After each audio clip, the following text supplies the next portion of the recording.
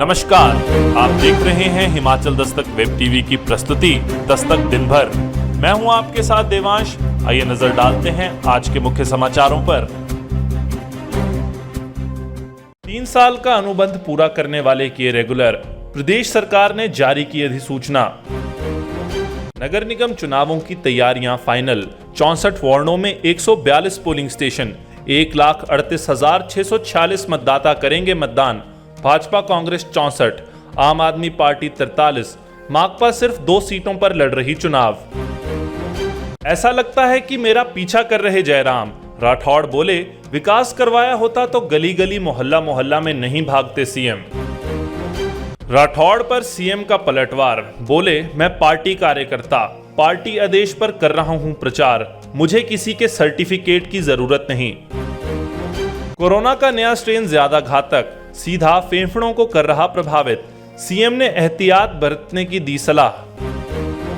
राजगढ़ के पनेली में 2 किलोग्राम चरस के साथ बुजुर्ग गिरफ्तार, पुलिस ने नेरी पुल सैंज मार्ग पर यातायात चेकिंग के दौरान दबोचा आरोपी। बारिश न होने से सूखे की स्थिति, नदी नाले सूखे, रबी की फसल को नुकसान, किसान बागवान परेशान। किसान संघ ने सीएम व केंद्रीय कृषि मंत्री को ज्ञापन सौंपकर हिमाचल को सूखाग्रस्त राज्य घोषित करने की मांग की। अधिकारियों एवं कर्मचारियों के लिए विभागीय परीक्षाएं 17 मई से 30 अप्रैल तक करना होगा आवेदन। केंद्र से शिक्षा को मिलेंगे 600 करोड़, शिक्षा में गुणवत्ता लाने पर खर्च किया जाएगा फंड। कल आएगा नॉन बोर्ड कक्षाओं का रिजल्ट। और अब समाचार विस्तार से। राज्य सरकार ने मंगलवार को सभी विभागों में 3 साल का कार्यकाल पूरा कर चुके अनुबंध कर्मचारियों को रेगुलर करने की अधिसूचना जारी कर दी है। इस अधिसूचना के बाद अब संबंधित विभाग अपने स्तर पर आदेश जारी करेंगे। इसी के साथ 5 साल पूरा करने वाले दिहाड़ीदारों के लिए भी आदेश साथ ही हो गए हैं। हालांकि 5 साल पूरा करने वाले दिहाड़ीदार केवल उपलब्ध पदों के अगेंस्ट ही रेगुलर हो पाएंगे, इसके लिए नए पद क्रिएट नहीं होंगे। हिमाचल प्रदेश के 4 नगर निगम, 6 नगर पंचायतों और 3 ब्लॉकों की 136 पंचायतों में होने वाले चुनावों के लिए स्टेज सज चुका है। राज्य चुनाव आयोग की ओर से इन चुनावों के लिए तैयारियां पूरी कर ली गई हैं।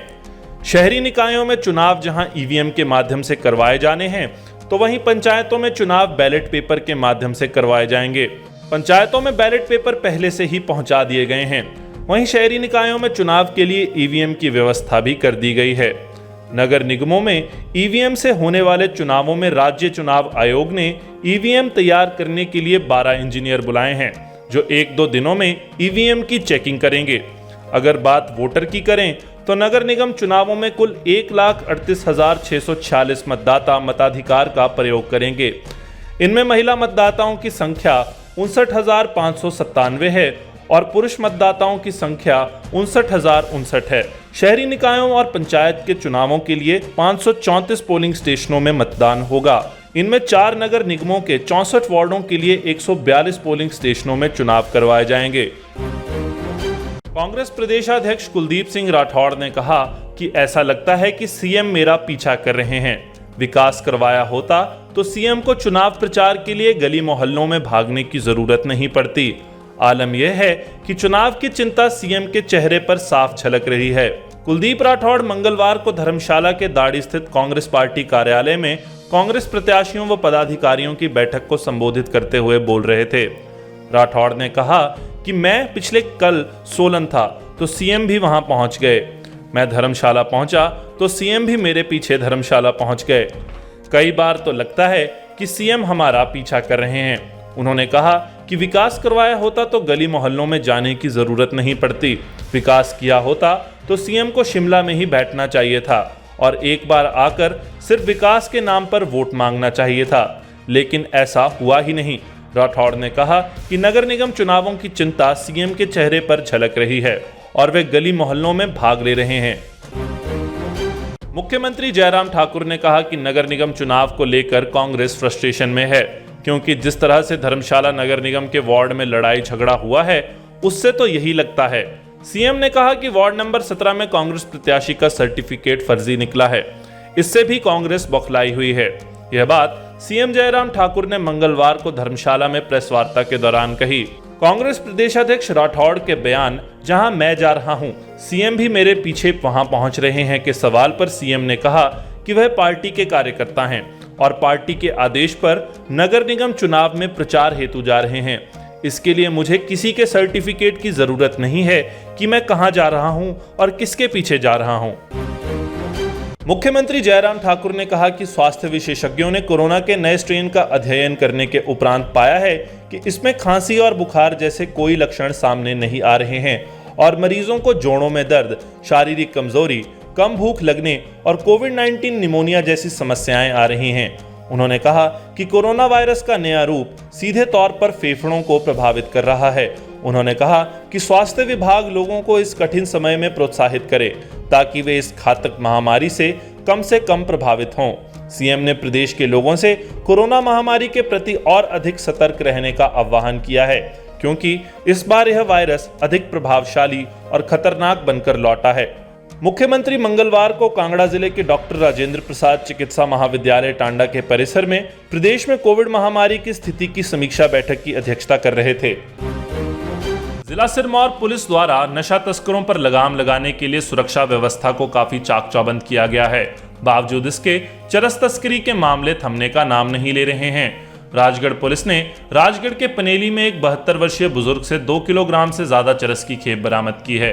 पुलिस ने मामला दर्ज कर आगामी कार्रवाई शुरू कर दी है। मिली जानकारी के अनुसार राजगढ़ पुलिस यातायात चेकिंग के दौरान नहरी पुल सैंज मार्ग पर थी। इस दौरान पनेरी गांव के समीप रामानंद शर्मा जगेड़ घाट की ओर से पैदल आ रहा था। उसने एक थैला उठाया हुआ था। पुलिस को उस पर शक हुआ तो उसकी तलाशी ली।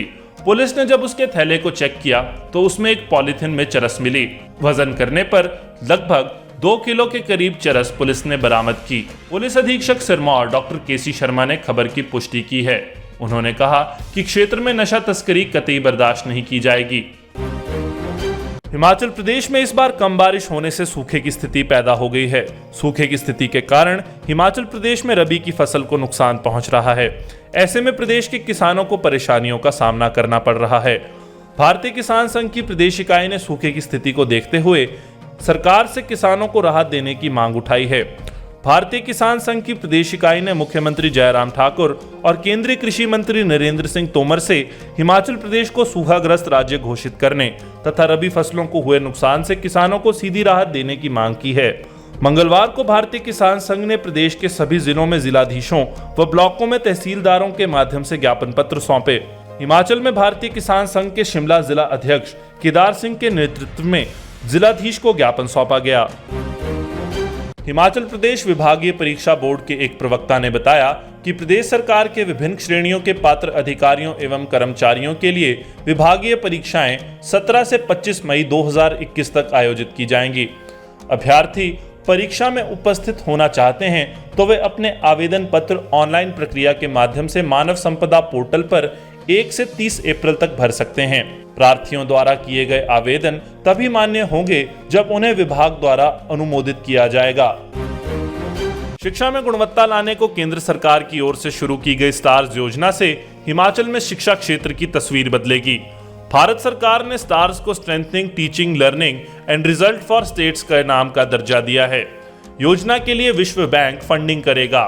हिमाचल को इसमें करीब 600 करोड़ का बजट मिलेगा। हिमाचल को यह बजट 6 साल तक 100 करोड़ रुपए की 6 किश्तों में जारी होगा। प्रदेश के स्कूलों में नॉन बोर्ड कक्षाओं के नतीजे कल घोषित होंगे। मार्च के पहले सप्ताह में सभी गैर बोर्ड कक्षाओं की परीक्षाएं ऑनलाइन हुई थी। इसमें पहली से चौथी की ऑनलाइन, जबकि बड़ी कक्षाओं के बच्चों की परीक्षाएं स्कूल में करवाई गई थी। अब इनका रिजल्ट 31 मार्च को घोषित किया जाएगा। शिक्षा विभाग का कहना है कि प्री बोर्ड परीक्षाएं इसलिए करवाई गई थी ताकि पढ़ाई में कमजोर बच्चों का आकलन किया जा सके। आज के बुलेटिन में बस इतना ही। हिमाचल प्रदेश की पल पल की खबरों से जुड़े रहने के लिए देखते रहिए हिमाचल दस्तक वेब टीवी। हिमाचल दस्तक, दिल से दिमाग तक। शुभ रात्रि।